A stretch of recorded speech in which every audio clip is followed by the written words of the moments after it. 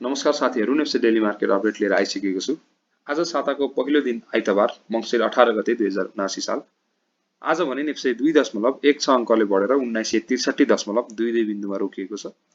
Intraday graph अनुसार हेर्ने हो भने मार्केट 11 बजे ओपन भइसकेपछि झन्डै 11:30 बजेसम्म मार्केट केही दबावमा नै रहेको थियो। त्यसपछि झन्डै 12:30 बजेसम्म राम्रो ठाडो उकालो देखियो, तर 12:30 बजेदेखि त्यस्तो राम्रो प्रयास नभइकन नै मार्केट एउटा गिरावटको फेजमा रहँदै झन्डै एउटा सानो झिनो अङ्कको वृद्धिका साथ मात्रै आज क्लोजिङ दिएको छ। भनेपछि आजको मार्केट ओभरअल इन्ट्राडेको समरी हेर्नु पर्दाखेरि लगानीकर्ताहरुमा जुन एउटा जोश यो हामीले झन्डै 3-4 दिनदेखि यहाँभन्दा तल बजार झर्न मानेन हैन। हिजोको अघिल्लो दिन अर्थात बिहीबार पनि बजार राम्ररी बढेर नै बन्द भयो।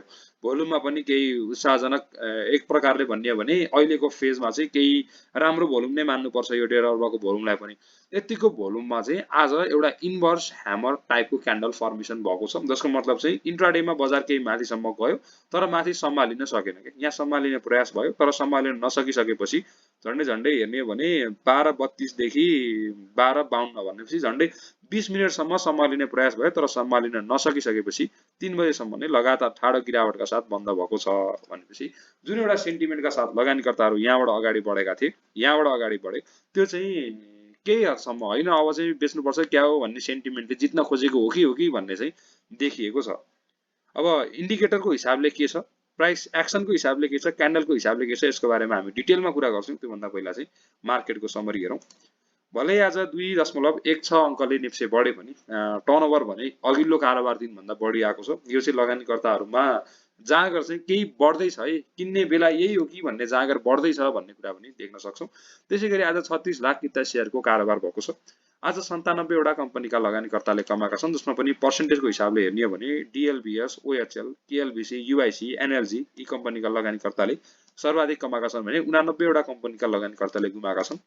दिनमा पनि नेस्टोका लगानीकर्ताले सबैभन्दा बढी 6.11% गुमाएका छन्। त्यसैगरी Nabil, PFL, PIC, KRBL, SPDL, SGHC का लगानीकर्ताले सबैभन्दा बढी गुमाएका छन् र 13 वटा कम्पनीका लगानीकर्ताहरू अनचेन्जमा छन्, जुनमा अपी, Varun, Dordi, GLCL, HIDCL, JFL, KLBSL, MNBBL, NJPL, SHHL, त्यसैगरी हाम्रो UMHL, अपर र USHC रहेका छन्।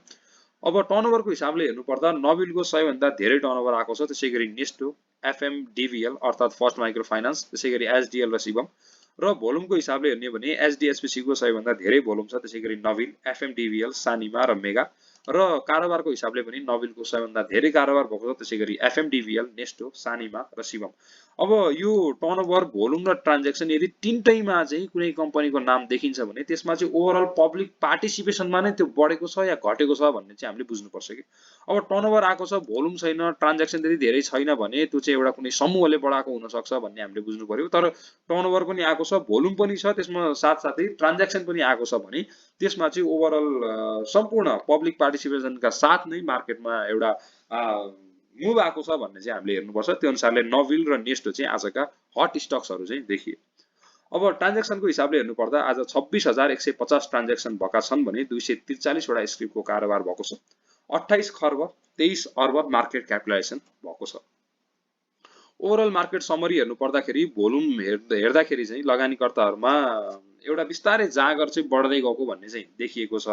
तर इन्ट्राडेमा चाहिँ सम्हालिन खोज्दै मार्केट घटेपछि अबको यात्रा चाहिँ अर्थात भोलिको कारोबार दिनमा चाहिँ सुरुमा केही समयसम्म घट्न सक्ने, त्यो चाहिँ एउटा बाइङ अपर्च्युनिटी पनि हुन सक्छ है भन्ने कुरा चाहिँ ख्याल गर्नुपर्ने भन्ने चाहिँ हामीले प्राइस एक्सनबाट देखियो। अब इन्डिकेटरको के छ त्यो चाहिँ हेरौँ। इन्डिकेटरमा सबैभन्दा पहिला RSI चेक गरौँ। हामीले केही दिनदेखि RSI हेरिरहेका छैनौं। RSI हेर्ने भने अहिले हामी 59.40 मा रहेका छौं। भनेपछि बाइ गर्ने एकदमै बाइ गर्नको डिसिजन दिने कि नदिने भन्ने कन्फ्युजनमा चाहिँ RSI रहेको चाहिँ देखिन्छ है। केही समयदेखि यहाँ प्राइस एक्सनको हिसाबले पनि हामी साइडेजमा नै रहेका छौं। बजार माथि यसलाई ब्रेकआउट दिएर माथि जान पनि सकिरहेको छैन र घट्न पनि मानिरहेको छैन कि। यो बेलामा चाहिँ बजारमा आत्तिएर इन्ट्री गर्नु भन्दा पनि कमसेकम पनि यो ब्रेकआउट जुन भनेको चाहिँ हाम्रो 1970 को लाइन भनौं, 1970 को ब्रेकआउट अथवा अझै सेक्युर भएर किन्ने हो भने 1980 को ब्रेकआउट पछिको बाइ चाहिँ हाम्रो लागि सेक्युर हुन्छ है अहिलेको बाई भन्दा पनि, किनभने अहिले चाहिँ जुन पोजिसनमा पहिला सेलरहरू आए, जुन भनेको एउटा स्ट्रङ रेसिस्टेन्सको रूपमा काम गर्यो, यहाँ पनि हेर्ने भने यहाँ पनि काम गर्यो, यहाँबाट पनि बजार बढ्न सकेन, घट्यो, यहाँबाट पनि सकेन, यहाँ पनि वृद्धिको प्रयासमा यहीँबाट घट्न थाल्यो भनेपछि अहिले पनि फेरि यदि यो पोइन्टलाई रेस्पेक्ट गरेर तल जान्छ भने हामीले बाई गर्ने कुरा भएन, त्यसैले पनि ब्रेकआउट कुर्नुपर्ने भयो। र अहिलेको पाली चाहिँ यदि यसलाई यो पोइन्टलाई ब्रेकआउट दिएर, अर्थात् यो स्ट्रङ रेसिस्टेन्सको जुन पोइन्ट छ यसलाई ब्रेकआउट दिएर बजार माथि जान्छ भने, यहाँबाट मैले लाइन तानेको छु, हजुरले हेर्न सक्नुहुन्छ, यो पोइन्टलाई ब्रेकआउट दिएर माथि जान्छ भने त्यसपछिको बाई चाहिँ हाम्रो लागि बढी सेक्योर हुने चाहिँ देखिन्छ। अब यो चाहिँ मैले सर्ट ट्रेडको लागि भने। अब लङ टर्म हिसाबले हेर्नुहुन्छ भने त अहिले भनेको त एउटा अँध्यारो पछिको झिसमिसी उज्यालो हुन्छ नि, भनेको सधैँ अन्धकार मात्रै हुँदैन कि, रात सधैँ मात्र पर्दैन है, रात परेपछि बिहान पनि हुन्छ र बिहानको सुरुको फेज भनेको झिसमिसी उज्यालोको फेज चाहिँ हामीले यहाँ देख्न सकेका छौँ। अब झिसमिसी उज्यालोमै हो हामीले खासमा किन्ने भनेको चाहिँ होइन। अब यहाँ रातमा पनि के किन्नु जस्तो हुन्छ, अब दिन भइसकेपछि पनि होइन रातमा किने भए हुँदैछ, मैले बेकार किन्न त्यो बेलामा भन्ने हुन्छ कि। त्यो अनुसारले लङ टर्म हिसाबले डिभिडेन्ड खाने हिसाबले हेर्ने हो भने त ठ्याक्क डिभिडेन्डको मुखमा राम्रो राम्रो कम्पनीहरू एकदमै सस्तो सस्तो मूल्यमा आएका छन् र बजार पनि एउटा बढ्ने तर्खरमा रहेको छ। यो टाइम भनेको चाहिँ बाई गर्नको लागि एउटा बेस्ट टाइम हो। लङ टर्मको हिसाबले हेर्ने हो भने अहिले बाई गर्न सक्छौँ, अलिकति बल्क ट्रान्जेक्सन गर्ने हो भने। तर सर्ट टर्म ट्रेडको लागि हेर्ने हो भने चाहिँ कमसेकम पनि यो ब्रेकआउट चाहिँ कुर्दाखेरि हामीलाई बढी फ्रुटफुल चाहिँ हुन्छ है त। अब एकचोटि मनी फ्लो इन्डेक्सको स्थिति हेरौँ। मनी फ्लोको स्थिति के छ त भनेर हेर्ने हो भने मनी फ्लो चाहिँ बढेर आज 83.57 मा पुगिसकेको छ।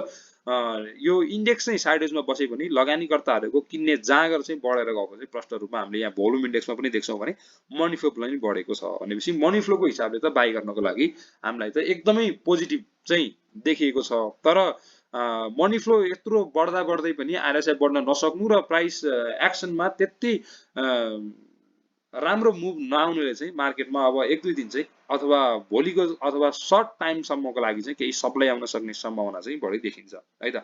त्यो टाइममा चाहिँ हामीले उठाउन सक्यो भने पनि कमसेकम पनि मार्केट यदि 1950 को आसपाससम्म घट्छ भने त्यो चाहिँ हाम्रो लागि एउटा बाइङ अपर्च्युनिटी हुन्छ भन्ने पनि हामीले चाहिँ ख्याल चाहिँ गर्नु पर्यो है त। मार्केट मेरो भन्नुको मिनिङ चाहिँ के हो भने मार्केट यदि भोलिको सुरुको टाइममा घटेर 1950 को आसपास 1940 सम्म पनि यदि मार्केट घट्छ भने त्यतिखेरसम्म पनि हाम्रो आत्तिनुपर्ने अवस्था चाहिँ हुँदैन। त्यतिखेरसम्म मार्केट घट्न हामीले स्वाभाविक रूपमा लिन सक्छौँ। ल एकचोटि मैले यसलाई रिफ्रेश गर्छु। अब एकचोटि एमएसिडीलाई हेरौँ। हाम्रो जुन एउटा अर्ली इन्डिकेटरको रूपमा युज गर्छौँ एमएसिडी हेर्ने हो भने एमएसिडीले आजको यो राम्रो वृद्धि आएको छ, राम्रो भोल्युम आएको छ, त्यही पनि आज चाहिँ डार्क ग्रीन क्यान्डल हिस्टोग्राममा फर्मेसन भएको छैन, लाइट ग्रीन क्यान्डल फर्मेसन भएको छ। अब सिग्नल लाइनको हिसाबले हेर्ने हो भने त हामी पोजिटिभ एरियामा गइसकेका छौँ। हाम्रो एमएसिडी लाइन सिग्नल लाइन दुवै माथितिर गएको छ। यदि यहाँ माथि क्रसओभर आउँछ, यदि यही सेल सिग्नल दिएर हिस्टोग्रामलाई ब्रेकआउट नदिकन अर्थात् हिस्टोग्राम भन्दा तल नगइकन यदि फेरि यो हिस्टोग्रामको पोइन्ट भन्दा माथिबाट नै बाई सिग्नल आउँछ भने त्यो भनेको चाहिँ एउटा बुलको क्यारेक्टरिस्टिक्स हुन्छ। त्यतिखेर चाहिँ हामीले किन्न हिचकिचाउनु हुँदैन। त्यतिखेर चाहिँ हामीले ढुक्क भएर, मैले त के पनि भन्छु भने अहिले चाहिँ हामीले 10-12% सम्मको पनि लोन लिएर कारोबार गर्दा पनि घाटा हुने चाहिँ देखिँदैन कि अहिलेको फेजमा हेर्ने हो भने। र यदि मार्केटले यदि हिस्टोग्राम भन्दा माथि नै यदि एकचोटि सेल सिग्नल दिएर तल नआइकन बाई सिग्नल दिन्छ भने त्यो भनेको चाहिँ बुलको क्यारेक्टरिस्टिक्स हो। त्यतिखेर चाहिँ हामीले ब्याङ्कै खाली गरेर किन्दा पनि फरक चाहिँ पर्दैन कि, त्यो चाहिँ हामीले ख्याल गर्नु पर्यो है त। ल एमएसिडी पनि हेरौँ। अब एकचोटि पाराबोलिक सारको स्थिति के छ भनेर हेरौँ। पाराबोलिक सार हेर्ने हो भने पाराबोलिक सारको डट पोजिसन चाहिँ यहाँ कुन दिनदेखि भने 27 नोभेम्बरदेखि तलतिरदेखि बजार गइरहेको छ। यहाँ दिनदेखि यो दिनदेखि चाहिँ हामीलाई बाई सिग्नल आएको छ, यो 24 नोभेम्बरको दिनदेखि र अहिलेसम्म भ्यालिड नै तरिकाले अगाडि बढिरहेको छ। पाराबोलिक सार अनुसारको बाई सिग्नल चाहिँ आइसकेको छ।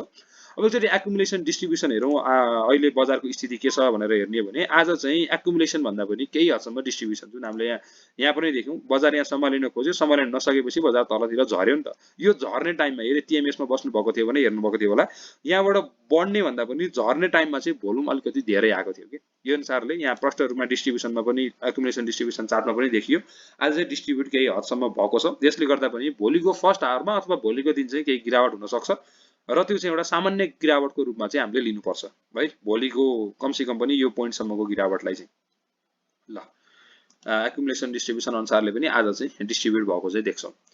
अब लगभग अरू इन्डिकेटर हेर्ने हो भने पनि भर्खर बाई सिग्नल धेरै जसोले दिएका छन् भने अब मार्केट पनि एउटा स्ट्रङ रेसिस्टेन्सको आसपासमा गएको छ बजार केही घट्ने तर्खरमा चाहिँ सेन्टिमेन्ट चाहिँ लगानीकर्ताको आज पनि देखियो झन्डै झन्डै 2 घण्टा जति यो अनुसारले अहिले किन्न आत्तिनु भन्दा पनि प्रॉफिट भएको छ भने अब एउटा प्रॉफिट माइन्डसेट बनाउने बेला चाहिँ आएको छ भन्छु म किनभने अझै पनि हामी एउटा राम्रो र्याली एउटा ट्रेन्ड समातिसकेका छैनौं कि अझै पनि हामी एउटा साइडवेजको फेजमा नै छौं त्यसैले माइन्डसेट मात्रै बनाउने अहिले केही गरी मार्केट घटिहाल्यो भने यो पोइन्ट पुगेपछि म बेच्छु है भन्ने एउटा माइन्डसेट बनाउने टाइम चाहिँ आएको छ सेल गर्ने समय चाहिँ अझै पनि आइसकेको छैन हैन स्वाभाविक करेक्सनसम्म हामी होल्ड नै बस्नुपर्ने हुन्छ र अलि लङ टर्मको लागि डिभिडेन्ड खाने हिसाबले बाइ गर्ने हो भने चाहिँ बाइ गर्नको लागि पर्फेक्ट जोन चाहिँ रहेको छ सर्ट टर्म ट्रेडको लागि कमसेकम पनि मैले भनेको यो पोइन्ट ब्रेकआउट पोइन्टसम्म कुर्नु भयो भने चाहिँ एउटा सिक्योर तरिकाले अगाडि बढ्न सक्नुहुन्छ आजको भिडियो यति नै गरौँ र मैले केही दिनदेखि भिडियो हालेको थिएन